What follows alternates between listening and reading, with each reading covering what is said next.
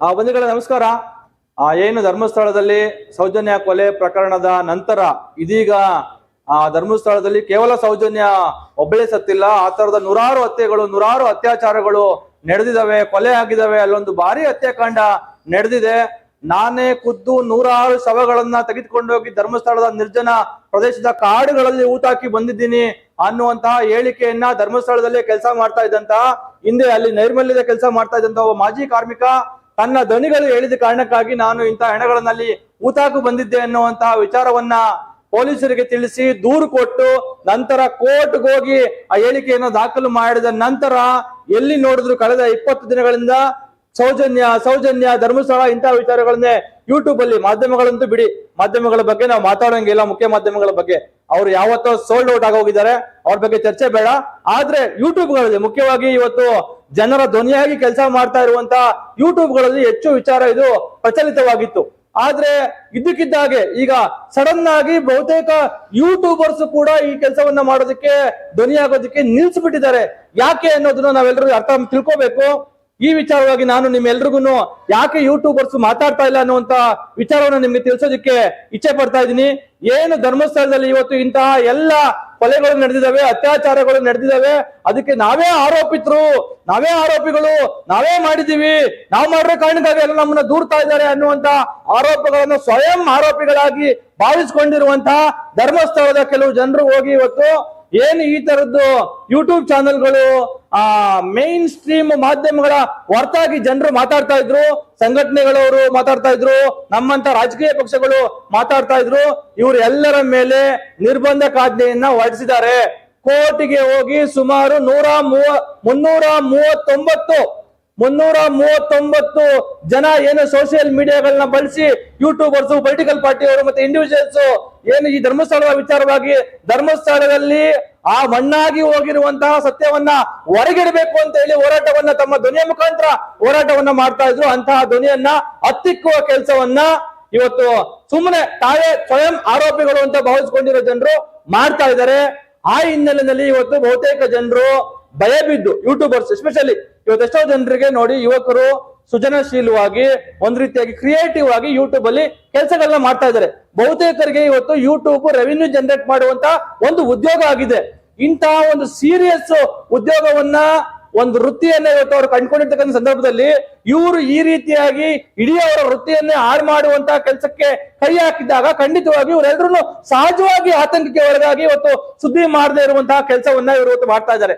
ನನಗೆ ಇಲ್ಲಿ ಆಘಾತ ಆಗ್ತಾ ಇರೋ ಒಂದು ವಿಚಾರ ಏನು ಅಂತ ಅಂದ್ರೆ, ನಮಗೆ ನಮ್ಮ ಪೂರ್ವಜರು ಸ್ವಾತಂತ್ರ್ಯ ಹೋರಾಟಗಾರರು ಅಷ್ಟೆಲ್ಲ ಸ್ವಾತಂತ್ರ್ಯ ಹೋರಾಟವನ್ನ ಮಾಡಿ ನಮಗೆ ಹಲವಾರು ಜನರು, ದಾದಾ ಸಾಹೇಬ್ ಅಂಬೇಡ್ಕರ್ ಆದಿಯಾಗಿ ನೂರಾರು ಮೇಧಾವಿಗಳು ನೂರಾರು ದಿನಗಳ ಕಾಲ, ಹಲವಾರು ವರ್ಷಗಳ ಕಾಲ ಕುಳಿತು ಚರ್ಚೆ ಮಾಡಿ ಒಂದು ಅದ್ಭುತವಾಗಿರುವಂತ, ಇಡೀ ವಿಶ್ವದಲ್ಲೇ ಅದ್ಭುತವಾಗಿರುವಂತ ಒಂದು ಸ್ವಾತಂತ್ರ್ಯವನ್ನ ನಮ್ಮ ಜನರು ಏನು ನೂರಾರು ವರ್ಷಗಳ ಕಾಲ ದಾಸ್ಯದಲ್ಲಿ ಜೀವನವನ್ನ ಕಳೆದಿದ್ದಾರೆ.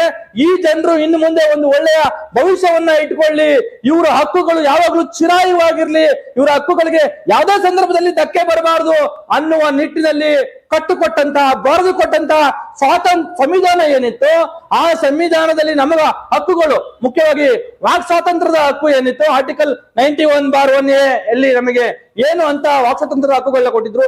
ಯಾಕಾಗಿ ಕೊಟ್ಟಿದ್ರು? ಇವರು ನಮಗೆ ಬಾಬಾ ಸಾಹೇಬ್ ಅಂಬೇಡ್ಕರ್ ಆದಿಯಾಗಿ ಚಿಂತಕರು, ಮೇಧಾವಿಗಳು ಯೋಚನೆ ಮಾಡಿದ್ರು. ಹೌದು, ನಾವು ಸ್ವಾತಂತ್ರ್ಯವನ್ನ ಕೊಟ್ರು ನಮ್ಮದೇ ಜನರು ಅವರ ಅಭಿವ್ಯಕ್ತಿಯನ್ನ, ಅವರ ಭಾವನೆಗಳನ್ನ, ಅಭಿಪ್ರಾಯಗಳನ್ನ ಹಂಚಿಕೊಳ್ಳೋದಕ್ಕೆ ಅವ್ರಿಗೆ ಅವಕಾಶಗಳು ಸಿಗದೆ ಹೋಗ್ಬೋದು. ಹಾಗಾಗಿ ಇದನ್ನ ಹಕ್ಕುಗಳ ಅಡಿಯಲ್ಲಿ ಇದನ್ನ ನಾವು ಇಡೋಣ ಅಂತ ಹೇಳಿ ಇಟ್ಟಿದ್ರು. ಆದ್ರೆ ಇವತ್ತು ಏನಾಗಿದೆ, ನಮ್ಮ ಸಂವಿಧಾನ ನಮಗೆ ಕೊಟ್ಟಿರ್ತಕ್ಕಂಥ ಅಭಿವ್ಯಕ್ತಿ ಸ್ವಾತಂತ್ರ್ಯದ ಹಕ್ಕನ್ನ, ಫ್ರೀಡಮ್ ಆಫ್ ಸ್ಪೀಚ್ ಅನ್ನ ಕಸಿದುಕೊಳ್ಳುವಂತಹ ಕೆಲಸ ಇವತ್ತು ರಾಜ್ಯದಲ್ಲಿ ನಡೀತಾ ಇದೆ. ಹೌದು, ಫ್ರೀಡಮ್ ಆಫ್ ಸ್ಪೀಚ್ ಅನ್ನ ಕೊಟ್ಟಿದ್ದೆ ಇಂತಹ ಭ್ರಷ್ಟಾಚಾರ, ದೌರ್ಜನ್ಯ, ದುರಾಡಳಿತ, ಶೋಷಣೆ ವಿರುದ್ಧ ಜನ ಧ್ವನಿ ಎತ್ತಲಿ ಅಂತ. ಆದ್ರೆ ಇವತ್ತು ಏನಾಗ್ತಾ ಇದೆ, ಅಂತ ಶೋಷಣೆ, ದೌರ್ಜನ್ಯ ನಡೆದಾಗ ಜನ ಧ್ವನಿ ಎತ್ತಕ್ಕೆ ಹೋದವರನ್ನ ಇಂತ ಒಂದು ಫ್ರೀಡಮ್ ಸ್ಪೀಚ್ ಅನ್ನ ಏನು ಜನ ನಮಗೆ ನಮ್ಮ ಸಂವಿಧಾನದ ಮುಖಾಂತರ ನಮಗೆ ಬಂದಿತ್ತು ಅದನ್ನ ಹರಣ ಮಾಡುವಂತ ಕೆಲಸ ಇವತ್ತು ನಡೀತಾ ಇದೆ. ಅದಕ್ಕೆ ಇವತ್ತು ನಮ್ಮ ನ್ಯಾಯಾಂಗ ವ್ಯವಸ್ಥೆ ಒಂದ್ ರೀತಿಯಾಗಿ ಸಾಥ್ ಕೊಟ್ಟಿದೆ ಅನ್ನುವಂತ ಅನುಮಾನ ಇವತ್ತು ನಮ್ಮೆಲ್ಲರಲ್ಲೂ ಬಗೆಹರ್ತಾ ಇದೆ, ನಮ್ಮೆಲ್ರಿಗೂ ಬಂದಿದೆ. ಈ ಹಿನ್ನೆಲೆಯಲ್ಲಿ ನಾವು ಇಂಥ ಮಟ್ಟದಲ್ಲೂ ಇಂಥ ಸಂದರ್ಭದಲ್ಲೂ ನಾವು ಸುಮ್ಮನೆ ಕೂತ್ರೆ ಮುಂದೊಂದು ದಿನ ಬ್ರಿಟಿಷರ ಕಾಲ ಹೇಗಿತ್ತೋ ಅದಕ್ಕಿಂತ ಘೋರವಾದಂತಹ ಕಾಲ. ಯಾರ ಹತ್ರ ಅಧಿಕಾರ ಇದೆ, ಯಾರ ಹತ್ರ ಹಣ ಇದೆ, ಯಾರು ನ್ಯಾಯವನ್ನ ಕೊಂಡ್ಕೋಬಹುದು ಅಂತಹ ಜನರ ಸಮಾಜ, ಅಂತವ್ರಿಗಷ್ಟೇ ಈ ಸಮಾಜ ಸೀಮಿತವಾಗಿರುತ್ತೆ, ಅಂತವ್ರಷ್ಟೇ ಮಾತಾಡ್ಬೋದು, ಅಂತವ್ರಷ್ಟೇ ಬದುಕಬಹುದು ಅನ್ನುವಂತ ವಾತಾವರಣ ಮುಂದೊಂದು ದಿನ ಸೃಷ್ಟಿ ಆಗುತ್ತೆ. ಈ ಹಿನ್ನೆಲೆಯಲ್ಲಿ ಏನು ಇವತ್ತು ನಮ್ಮ ಅಭಿವ್ಯಕ್ತಿ ಸ್ವಾತಂತ್ರ್ಯಕ್ಕೆ ಧಕ್ಕೆ ಮಾಡೋದ್ರ ಮುಖಾಂತರ, ಫ್ರೀಡಮ್ ಆಫ್ ಸ್ಪೀಚ್ ಅನ್ನ ಹತ್ತಿಕ್ಕುವ ಮುಖಾಂತರ ಧರ್ಮಸ್ಥಳದಲ್ಲಿ ನಡೆದಿರ್ತಕ್ಕಂಥ ಘೋರ ಹತ್ಯಾಕಾಂಡವನ್ನ ಮುಚ್ಚಾಕ್ಬೇಕು ಅಂತ ಒಂದು ದೊಡ್ಡ ಪಿತೂರಿ ನಡೀತಾ ಇದೆ. ಇದರ ವಿರುದ್ಧ ನಾವೆಲ್ಲರೂ ಇವತ್ತು ಧ್ವನಿಯಾಗಬೇಕು, ಜನರು ಧ್ವನಿಯಾಗಬೇಕು, ಜನ ಹೋರಾಟಕ್ಕೆ ಇಳಿಬೇಕು. ಈ ಹಿನ್ನೆಲೆಯಲ್ಲಿ ಕರ್ನಾಟಕ ರಾಷ್ಟ್ರ ಸಮಿತಿ ಪಕ್ಷವೂ ಒಳಗೊಂಡಂತೆ ಹಲವಾರು ಸಂಘಟನೆಗಳು, ವ್ಯಕ್ತಿಗಳು ಮತ್ತೆ ವಕೀಲರು ಮೊನ್ನೆ ಬೆಂಗಳೂರಿನ KR ಸರ್ಕಲ್ ಇರುವಂತಹ UVC ಹಾಲ್ನಲ್ಲಿ ನಮ್ಮ ಜಸ್ಟಿಸ್ ಗೋಪಾಲ್ ಗೌಡ್ರವರ ನೇತೃತ್ವದಲ್ಲಿ ಒಂದು ಸಮಾನ ಮನಸ್ಕರ ಸಭೆಯನ್ನ ಮಾಡಿದ್ವಿ. ಎಲ್ಲರ ಒಕ್ಕೊರಳಿನಂತೆ ನಾವು ಎಲ್ಲರ ಒಗ್ಗಟ್ಟಾಗಿ ನಾವು ಮುಂದಿನ ಹೋರಾಟಗಳನ್ನ ರೂಪಿಸಬೇಕು ಅನ್ನುವಂತ ಒಂದು ಅಭಿಪ್ರಾಯಕ್ಕೆ ಅಲ್ಲಿ ಬರಲಾಗಿತ್ತು.